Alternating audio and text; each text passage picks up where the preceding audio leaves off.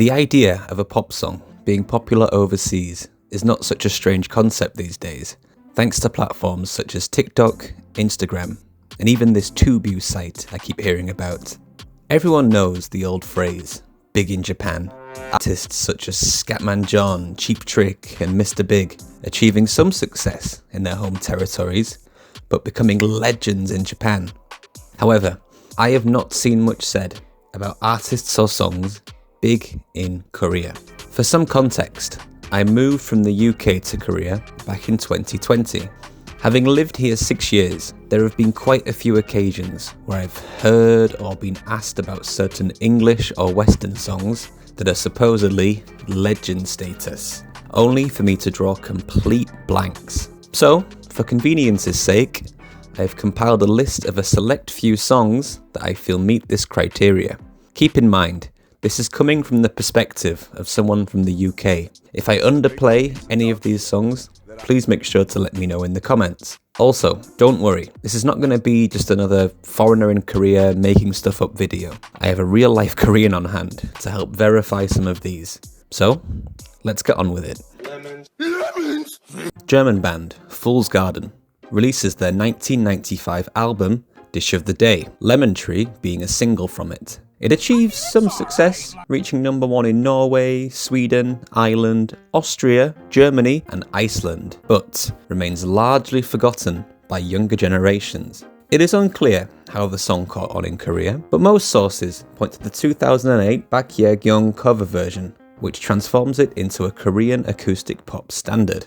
To further cement its place in Korea, it is often used in elementary school English classes, thanks to its catchy and easy to remember lyrics. An animated video featuring a stickman and a literal interpretation of the lyrics helps to drive the point home. Ironic, given its bleak lyrical subject matter. Bye-bye. Now, going back in time a bit, we have Steelheart, an American glam metal band. The popularity of this song stems from the vocal range of the band's lead vocalist, Milenko Matijevich. With a range of 3 octaves and 6 semitones, She's Gone sees him show this with an incredible 3-octave solo. So why this song in particular? Koreans love to sing, both passively and actively. The noraebang, or karaoke room, is a tried and tested pastime that is still popular today. Due to the song's challenging vocals, She's Gone became somewhat of a challenge to be taken on, thus making this song and band a household name. What is real? The OST genre is incredibly popular in Korea, with songs from movies and dramas often gaining huge amounts of popularity. The film La Boum, a French rom-com, was released in 1980. One scene from the movie in particular is incredibly iconic in Korea, often being referenced in music videos such as Twice, What Is Love, and variety shows, such as this famous Muandojan episode. This song in particular being a staple of evoking romantic feelings, much akin to this scene from a movie about a boat. Now, in keeping with a non-linear timeline, let's jump way forward to 2018. Danish singer Christopher releases the song Bad.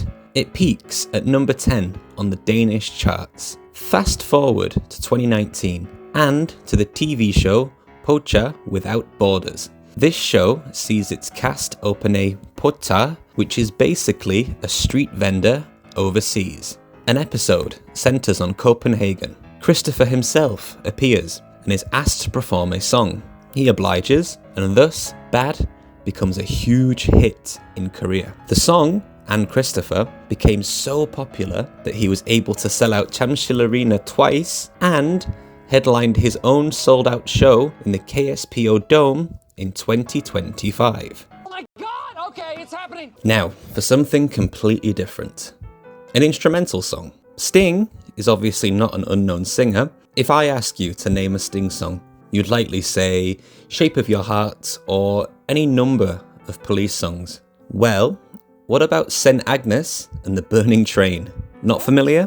Well, ask almost any Korean of a certain age and they are bound to recognise this from the show Running Man. This is yet another variety show in which a cast of regular hosts take part in challenges ranging from the mundane to the epic. I would highly recommend watching some classic episodes. A recurring challenge, especially in earlier episodes, sees the cast members wear Velcro name tags. Others must tear these off to succeed. One host in particular, Lee Kwang-soo, was often the biggest source of comic relief. Whenever he was out, this song would play. While not a hit in the sense of a commercial success, it is absolutely well known enough to be on this list. This is brilliant, but... While researching for this video, a lot of other options arose. However, they either didn't quite meet the criteria, or their stories weren't quite long enough to warrant a complete entry.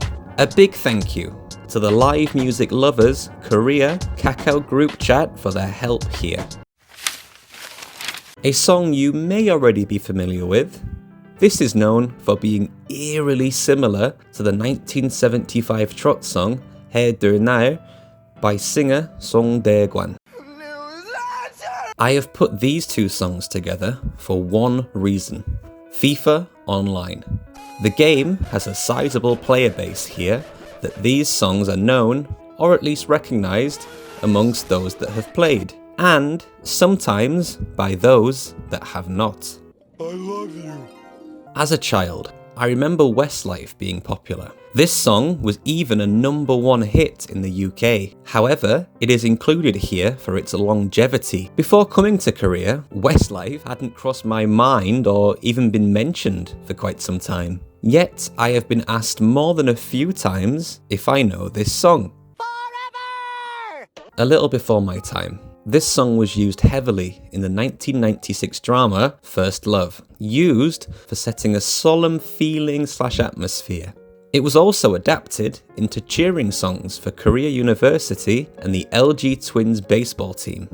If I have missed any songs, or if you have any more interesting examples that you think could fit on this list, I would love to read them in the comments.